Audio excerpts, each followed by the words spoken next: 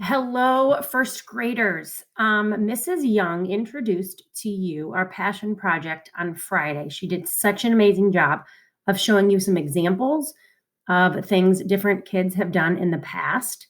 I am here today to go over this form. If you take a look at the passion project slide, which you'll notice that there are no longer writing slides and there is no longer a science or social studies slide.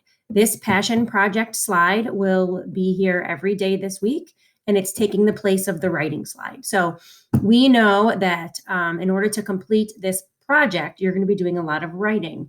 So this project counts as your writing for the day. So if you look right here, this is the form that I'm going to go over with you today. So if your parents haven't printed this, or if you didn't print it from the objectives sheet, this is what I'm going to go over with you. I've also attached the passion project slide that Mrs. Young did on Friday because it was so great. And I also want you to be able to go back through and look at some of the ideas that other kids have done. Okay, so we're on this sheet together, and I'm just going to read through it with you so that you understand the project completely. It is our How We Express Ourselves at Home passion project. In our last unit of first grade, we're working through how we express ourselves. The central idea of this unit is different modes of self-expression can communicate thoughts, ideas, and feelings. You guys learned last week through our slides that there are different modes of self-expression. These include expression through movement, dance, and drama. And if you remember last week, there were different books that helped you to understand each of these modes of self-expression. Art or creation, music and song, or communication and poetry. And communication and poetry, Mrs. Young kind of went over on Friday. Movement, dance, and drama is pretty easy. If you're performing something, if you're dancing, if you're doing a sport, that falls under movement. If you're creating some kind of artwork or creating some kind of structure, that really falls under creation.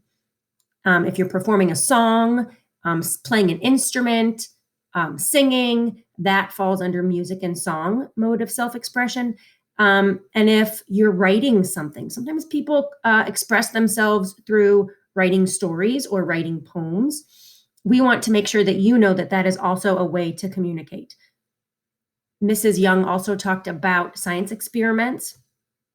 You may choose to make that as your communication because you are sharing with the class and communicating with us about that experiment.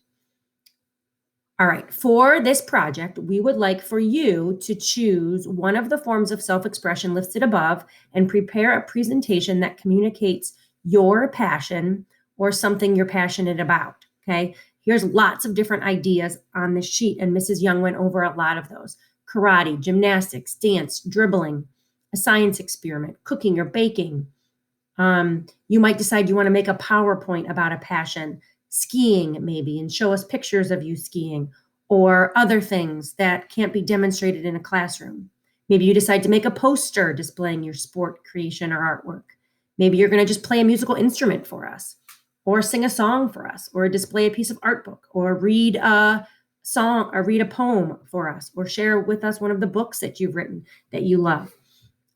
Really, there are so many different ways that you can share your passion. We are just trying to give you some ideas. All right, so your job for today is to fill out the Google form on the passion project slide to let your teacher know your passion choice. Okay, so that's right here. If we go back to this slide, click on one of these and that will allow you to fill out the form. This is the form. I'll go over it with you right here. You just fill in your name, you write your passion, and then you select, it's multiple choice, what is your mode of self-expression? So that should be pretty easy to do for today. Now I want to go over the rubric with you. So these are the things that we're going to be grading you on. And these are the things that we hope that you include in your presentation. All right, the first one is just your passion choice, and you'll be able to communicate with us today. The next thing is actually your presentation. So when we watch your presentation, we want to know that you planned it and you've practiced it. So you read it to yourself a couple of times, you write down what you're going to say, so you're not just talking off of your brain. You've actually put some organization and some planning into it. So you'll get 2 points for that. And we also want you to explain why you chose this passion. Somewhere in your project, we want you to tell us why you love this thing. We want you to have some kind of visual aid, something for your audience to see. If you're doing a demonstration, then maybe it's just you with your instrument or with your ball or with your science experiment. Those would be your things, your visual aid. But some of you might decide that you just want to create a PowerPoint or that you want to make a poster. You could do both, and that's up to you. So you can make this as detailed as possible, or you could just perform and not have a visual aid. But we want you to be neat, organized, and visually pleasing. So if you're dressing up, make sure that you've got a lot of visual aid for us to see. So a uniform, or if you're performing basketball, you might wear a basketball jersey to add to your presentation. And if you do make a poster, just make sure that it's neat and organized for your reader to see. Your reader, your audience. I have an example of Jax Fitzgerald. When he was in first grade, he chose to do lacrosse. And you'll see that he wrote big and bold his title, and he wrote "Lacrosse is fun." So that's like his big heading. And then he put little other things, interesting pieces around it. He put a diagram to show us all the padding that you wear. And then he put some pictures of himself wearing it. He wrote some facts and details. He likes to be with his friends. That's why he likes playing it. He played for the Bexley team this spring, and this is everyone that I played lacrosse with. So he put a big picture. He also put a diagram of what the field looks like. So this is an example of one visual aid. You don't have to do a poster, but I just wanted to give you some choices. This project is really fun because you get to make it your own. I want you to start thinking about what you're going to do for your visual aid. I want you to start thinking about and maybe writing out what you're going to say in your presentation. Down here at the bottom, you'll get 3 points for your oral presentation, and that's speaking. First graders need to be able to present clearly with appropriate pace, volume, and expression.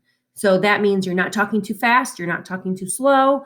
You are speaking loudly. Volume means how loud you are so that your audience can understand you. And then expression means that your voice doesn't sound monotone. It is lively. You get excited about certain points in your presentation, and less excited at others, depending upon when your excitement is higher or not. So this project will be worth 10 total points, okay? And this rubric is broken down. So if I were you, I would print this out and have it with you as you're planning so that you can make sure that you're checking everything off of the list. Please reach out if you have any questions. This is absolutely my favorite project that we do as first graders because you get to show off what you love to do.